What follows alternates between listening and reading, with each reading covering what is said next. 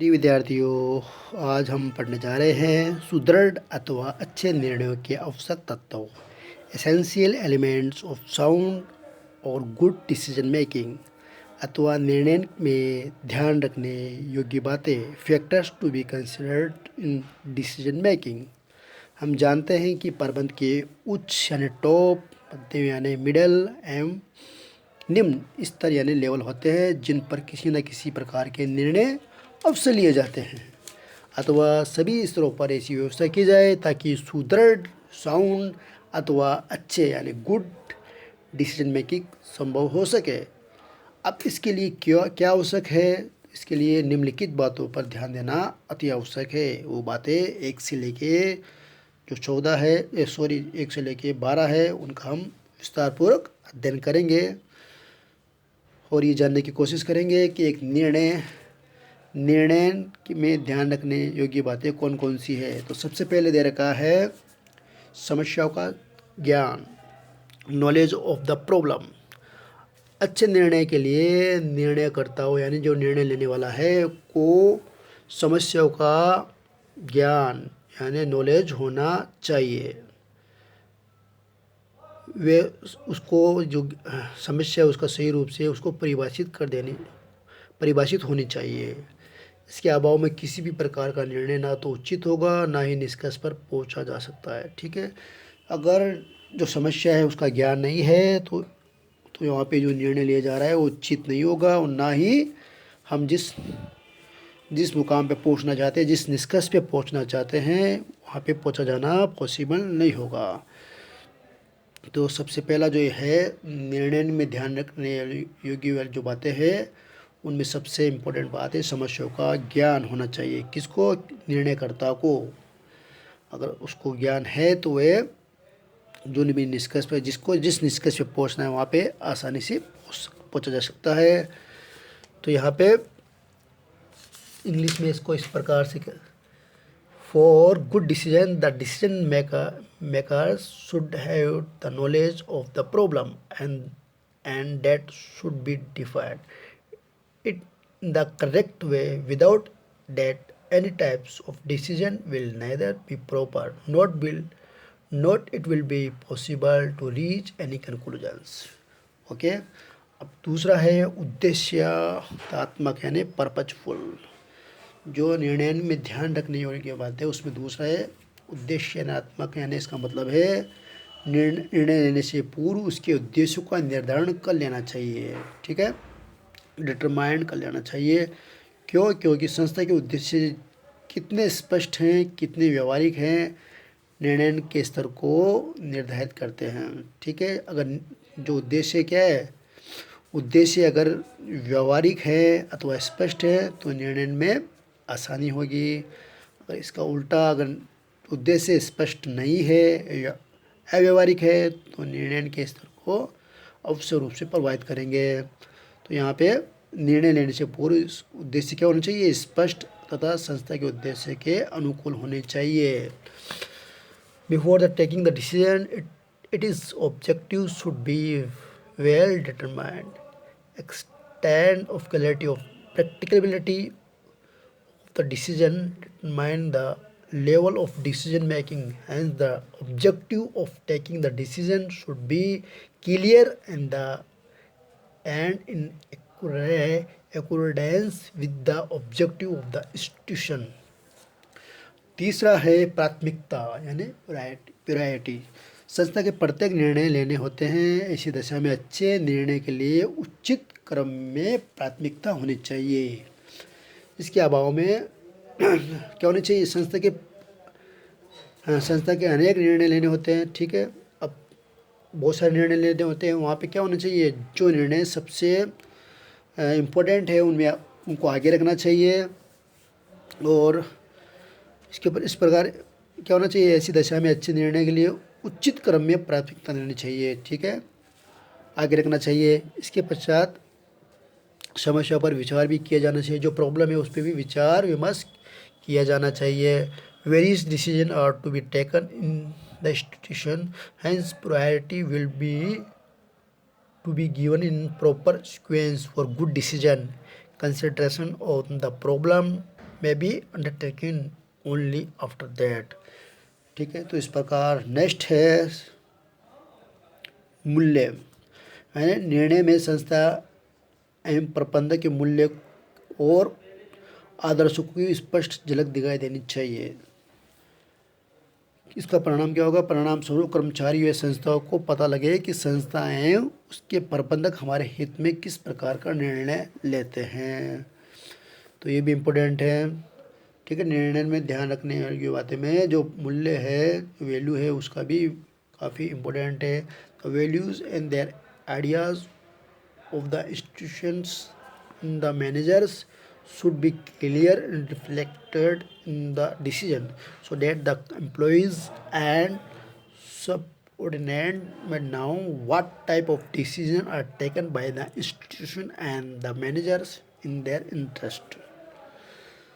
इसके बाद में हम समय, हम जानते हैं कि समय बहुत ही बलवान होता है। अच्छे निर्णय के लिए भी आवश्यक है कि निर्णयकर्ताओं को निर्णय लेने में कितना समय मिलता है, ये भी इम्पोर्टेंट है। समय कितना मिलता है? यदि अधिक समय मिलता है तो निर्णय सार्थक व संपूर्ण होगा, अच्छा होगा, अन्यथा समय की उपयुक्तता भी समाप्त हो जाएगी। तो निर्णय यहाँ पे समय बहुत ही इम्पोर्टेंट है। अगर निर्णय लेने में जितना समय मिलता है वो क्या होगा, निर्णय क्या होगा, अच्छा माना जाएगा। समय का इम्पोर्टेंट यहाँ पे बहुत ज़्यादा है। तो यहाँ पे for good decision making it is the necessary how much time the decision makers get for taking the decision. If the get much time the decision will be more meaningful and complete, otherwise the utility of the time will be lost. तो सबसे important बात ये है कि निर्णयकर्ताओं को निर्णय लेने में कितना समय मिलता है। यदि अधिक समय मिलता है तो निर्णय क्या होगा, संपूर्ण होगा, अन्यथा समय की उपयोगिता ही समाप्त हो जाएगी। फिर नेक्स्ट है अधिकारों के अंतर्गत विद द अथॉरिटी। अच्छे निर्णय के लिए आवश्यक है कि निर्णयकर्ता यानी प्रबंधक को अपने अधिकारों की सीमाओं के अंतर्गत ही निर्णय ले। ठीक है, अधिकारी क्या होना चाहिए, जो निर्णय जो करने वाला है उसको अपने अधिकारों की सीमाओं के अंतर्गत ही निर्णय लेना चाहिए, ताकि संघर्ष टकराव की स्थिति उत्पन्न नहीं होगी। ऐसा किया जाता है तो क्या होगा, संघर्ष व टकराव की स्थिति उत्पन्न नहीं होगी। तो यहाँ पे निर्णय में ध्यान रखने योग्य बातें हैं, उसमें अधिकारों के अंतर्गत यानी जो निर्णय लिए जा रहे हैं वो क्या है, अपनी सीमाओं के अंतर्गत ही निर्णय ले। कौन? प्रबंधक, जिससे कि संघर्ष व टकराव या मतभेद की स्थिति उत्पन्न नहीं होगी। तो इस for good decision making it is necessary that the decision maker takes the decision only within his authority so that situation of conflict and confrontation may be not arise। ठीक है, अब नेक्स्ट है सहयोग। संस्था के निर्णय के क्रियान्वयन एवं व्यावहारिकता के लिए कर्मचारियों का सहयोग भी अति आवश्यक है। किसका? कर्मचारियों का, जो एम्प्लॉय का सहयोग होना आवश्यक है, अन्यथा कोई भी उपयोगिता नहीं होगी। अगर उनका सहयोग नहीं लिया जा रहा तो कोई उपयोगिता नहीं होगी। अच्छे निर्णय लेने के लिए सहयोग को भी आवश्यकता होती है, सहयोग होना अति आवश्यक है। Cooperation of the employees is also necessary for the execution and practicability of the decision in the institution, otherwise it will be have no utility। Hence cooperation is also required for a good decision making। तो इस प्रकार सहयोग होना जरूरी है। Next है स्वीकृति योग्य, एक्सेप्टेबल। केवल निर्णय लेना ही पर्याप्त नहीं है, केवल निर्णय लेने से कुछ नहीं होगा, अपितु उसकी स्वीकृति होना भी आवश्यक है। वो निर्णय जो लिए जा रहे हो उसको धरातल पर भी उतरना आवश्यक है, तभी वे अच्छे निर्णय माने जाएंगे। Only the taking of decision is not sufficient, their acceptability is also necessary. Only then it will be called good decision. Next है वैधानिक लीगल, यानी अच्छे व सुदृढ़ निर्णय लेने के लिए वैधानिक सीमाओं का भी ध्यान रखना आवश्यक है। यदि विधान का उल्लंघन किया जाता है तो एक ओर कर्मचारी का विरोध होगा, दूसरी ओर सरकार भी दोषी कहलाएगी। ठीक है। For taking good and sound decision it also necessary to keep in view the legal limits if law is violate on one side it will be opposed by the employees and on the other side it will be also be called government equivalency।